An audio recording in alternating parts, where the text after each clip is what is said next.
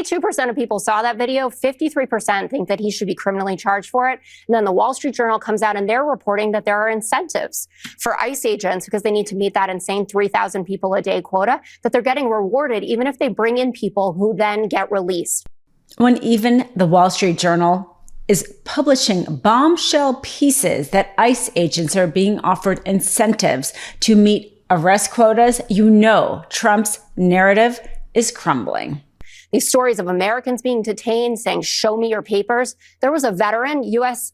veteran, who's on a Carnival cruise, being arrested a U.S. veteran on a Carnival cruise with his wife who was taken out of his cabin, someone who served this country. What is the percentage? U.S. citizen. Do not act like ICE isn't making, I don't even know how many mistakes a day in pursuit of Stephen Miller's 3,000 a day quota.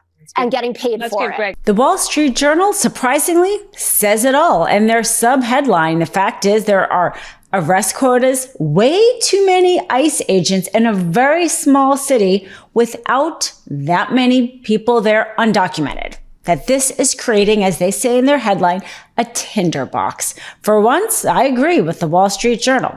The Wall Street Journal laying out the facts pretty bare and in a way that makes Trump, ICE, Kristi Noem, all of them look pretty bad.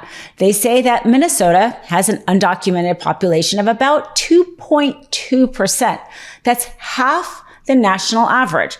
They point to the fact, in fact, they show a map with colors and very easily identifiable. The fact is that Minnesota doesn't rank very high in terms of states with high amounts of undocumented population.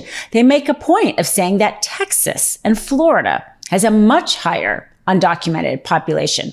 Isn't it interesting then that Trump is choosing to send thousands of ICE agents to Minnesota, as the Wall Street Journal rightly points out, doesn't have that many undocumented people, especially compared to his good buddies in Texas and Florida? I mean, don't they need some help?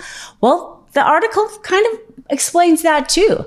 They say that usually the decision around where to send ICE agents are dependent on, the Department of Homeland Security folks. But instead, this is being made politically by Trump and Kristi Noem, that they are choosing and did choose to send people to Minnesota, not because of the fact that there's a lot of undocumented people there, because the facts are that's not the case, but it seemed convenient based on the story of Somalian fraud, which, as we know, according to the Wall Street Journal's own hit piece here on DHS, that 90% of the population, the Somalian population in Minnesota, is documented. So those two things don't make a right.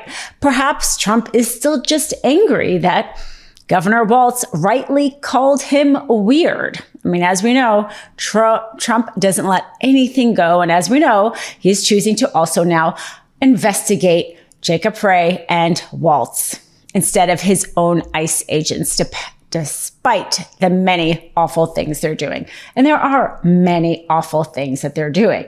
I mean, just recently, you could see in this photograph, they stopped a boy on his way to get snacks and ask him for his papers. Not having papers because he was just going out to get some snacks. They tried to detain him and he was asked to go home. This is a reality in America in 2026. Oh, how far our democracy has actually fallen. And the Wall Street Journal makes a point of putting the blame actually on Trump. They say that, quote, and the situation is growing more combustible. President Trump has floated bringing in the military, end quote. They don't say that Trump is bringing in the military in a way that will somehow make things more peaceful. No, they say it is growing worse and tying it to Trump's floating of the idea of bringing in the military. They point out the fact how the local police are outnumbered, how there's 3,000 federal officers in the city of Minneapolis with a population of just 430,000 compared to only a few hundred that was sent to Chicago that had a population of 2.7 million. Again, coming from the Wall Street Journal. And that there's only 600 local police. So these ICE agents way outnumber it. And so in the words of the Wall Street Journal, they are creating, quote, a tinderbox. This image that we saw of this 5-year-old boy who was held in Minnesota by ICE yesterday. ICE has said that the child was abandoned by his father, who was in the country illegally and was being pursued by officers. But officials from his school have said that officers used him to lure family members from their home. How should agents navigate this kind of situation? And did the agents do the right thing here? You know, Liz, it's hard to know on any one of these particular cases, right? We're only hearing glimpses of it, and we're, thousands of miles away from where these incidents happen. Now, that said, I'll say one thing, a couple of observations I've made. I do worry about the agency's reputation. I do worry that it's impacting its ability to do its job. And I do worry that what Chad is talking about, the lack of respect the agency is getting, some of this is brought on, by the actions the agency is taking or the manner in which they're being deployed. And that case there, for instance, right? You want to have you can have an immigration enforcement policy that also recognizes we need to protect family unity at all costs. I understand there are allegations the father went away, and again, I don't know all the facts.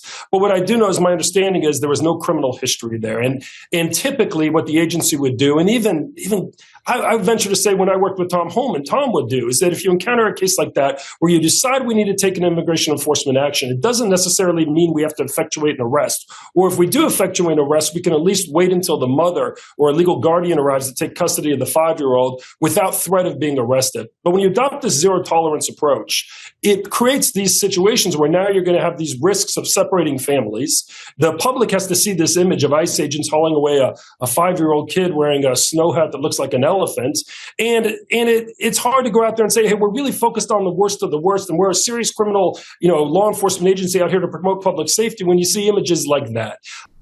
Now, one other interesting quote that they put in this article is from the White House. And they quote somebody from the White House saying that, ICE is doing its job and that it only needs reasonable suspicion to make arrests. Well, that is flatly not true and not the law. Now, even these racial profiling stops, which if you haven't heard yet, are being coined the Kavanaugh stop, because Kavanaugh was the one that let them go forward, despite the fact that a Los Angeles lawsuit showed quite a bit of evidence that ICE was racially profiling people by showing up at Home Depot and picking people based on the color of the skin and their accent. And Kavanaugh said he thought it was reasonable and let's go ahead and briefly detain them. Well, it's being coined a Kavanaugh stop. He evidently doesn't like it, so let's keep on using that word. Maybe he will actually do something about it. Regardless, these Kavanaugh stops aren't allowed for arresting people. They're only allowed for detaining people. There's a difference, stopping somebody to ask them a question versus actually having them in your custody. So the White House, when they said that the ICE officers are following the law and they have reasonable suspicion to make arrests, the law is actually that you need probable cause to make an arrest. You just need reasonable suspicion to detain. And the thing that the Kavanaugh stop that did different was allow them to use accent, color of their skin, place of employment, race, to briefly detain, which is reasonable suspicion. So right there, the White House trying to make, as always, their own version of the law, calling it out here on the MeidasTouch, and the Wall Street Journal, point by point, fact by fact, showing that Trump is not creating peace and security for people who even care about immigration or actually think immigration is a problem, because he's not going to Florida, he's not going to Texas. Instead, he's going to Minnesota, where they don't even need him, and they are creating a tinderbox. New Meidas merch. Head to store.meidastouch.com today and get yourself the best pro-democracy gear and show your support. That's store.meidastouch.com.